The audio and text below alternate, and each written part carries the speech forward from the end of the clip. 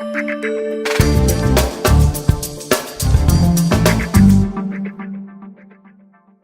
and welcome to the Data Explorers Market Update with me, Will Duff Gordon.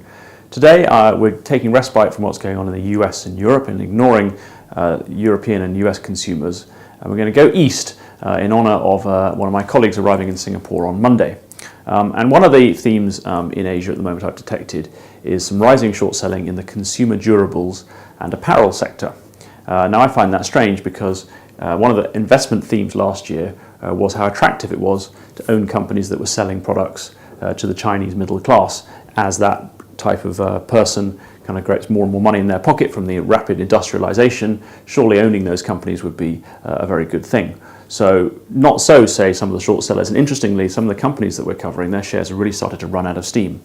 The first one I'm going to look at is called Ning. Now, I'm reliably told that he was a famous gymnast, and he's created a very successful sort of sportswear company. But the shares have really started to fall in price, and the short sellers detected this quite a while ago, and short selling is now at 10%. It hasn't come down much, the price has fallen a lot. And the other thing to say is that those funds who lend, they believed in this story and they believed that Ning was a successful company. They actually sold loads of their shares, about 35 million of them, when there was a sort of bit of a profits warning in December last year. So it's worth watching that. The days to cover is very, very high as well, and it features on our squeeze risk list. Another sportswear company selling into China is called Peak Sports, also listed in Hong Kong. The shares are falling, not as dramatically, but that has short selling at 3.4%, which is a 52-week high. And finally, China Lilang, it's got a very cool ticker of 1234, which even I can remember. That has short selling at only 1.2%, but that is a 6-month high. They sell menswear, but they also sell sportswear too. So is it right? This is quite an interesting big change round if suddenly the Chinese consumer is slowing down. Now, one of my colleagues, Yi, he came back from China over Christmas, and his view was for me to go and analyse the balance sheets of this company, which I said politely, no thanks.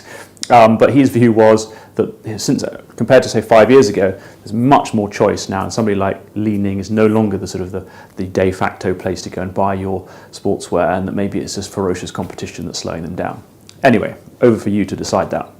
The final thing to talk about is kind of a couple of companies in the news. Bumi Resources, that is a coal producer. Now, the popularity of coal is showing no signs of abating, and it's merging with Valar in the UK.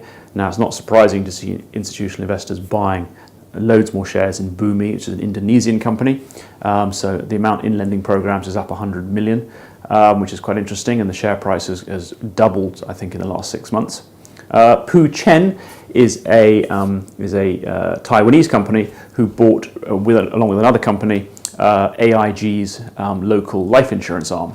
And there's a little bit of short selling in Pou Chen, but low in overall terms.